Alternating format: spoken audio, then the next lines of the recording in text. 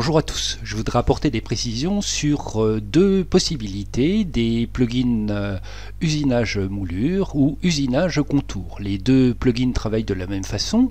Je vais d'abord faire une moulure en indiquant une arête.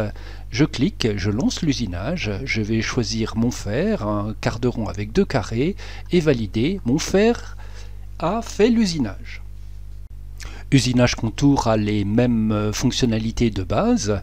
Cela étant, je peux afficher les profils dans une fenêtre, je choisis le profil et je peux travailler sur plusieurs composants à la fois, ce qui n'est pas le cas de usinage moulure. Je lance l'usinage, tous les composants ont été faits. De la même façon, si je fais une rainure, par exemple 10, 10, 10, et que j'indique le chemin de l'outil, sur des composants différents, je lance l'usinage et usinage contour reconnaît qu'il y a des rainures arrêtées. J'ai bien deux rainures arrêtées à la fois en bas et en haut de mon montant. Je vais expliquer deux options. D'abord avec usinage moulure, la face sur la table, une arête contre le guide, clic droit souris, contour de la face, clic droit souris, lancer l'usinage. Je choisis mon fer d'usinage, toujours un quart de rond avec deux carrés, et je peux usiner soit par le bas, soit par le haut. Par le bas, ça sera la face sur la table qui sera usinée. Je clique, c'est bien la face sur la table qui a été usinée. Clic droit souris, annuler et refaire. Au lieu d'usiner par le bas, je vais usiner par le haut. Et donc, ça sera la face opposée qui sera usinée. Cette fonctionnalité est la même pour usinage contour. Donc par le bas, c'est la face sur la table qui est usinée, par le haut, c'est l'autre face, la face opposée, qui est usinée. C'est strictement la même chose donc à l'atelier. Regardons les deux autres options. J'ai ici une pièce de bois et je vais faire un chanfrein.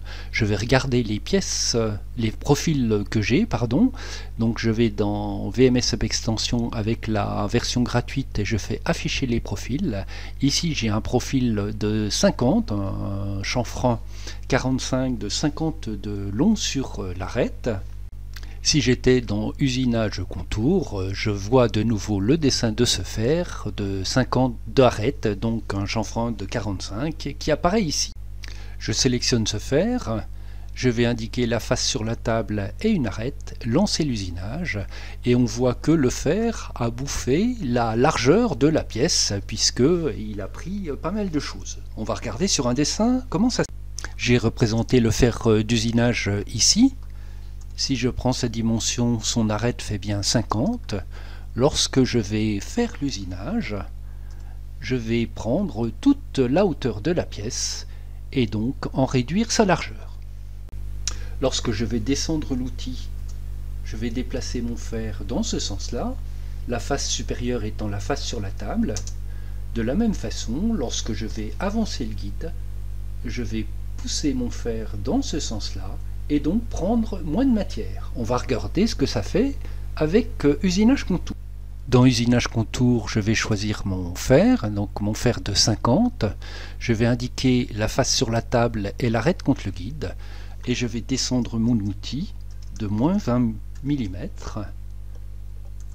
Si je lance l'usinage, je n'en prendrai qu'une partie.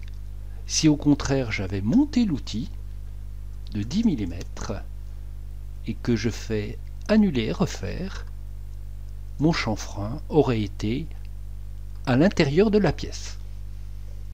Si à présent j'avance le guide, par exemple de 20 mm, et que je lance l'usinage, je n'aurais pris qu'une partie, donc de la portée du fer. Regardons sur un dernier exemple ces options monter et descendre de l'outil et avancer du guide. Je vais sélectionner un fer de type plate-bande, indiquer la face sur la table et une première arête, clic droit souris, contour de la face, clic droit souris de nouveau, lancer l'usinage, on voit la plate-bande qui s'est réalisée, et je vais descendre l'outil de 5 mm,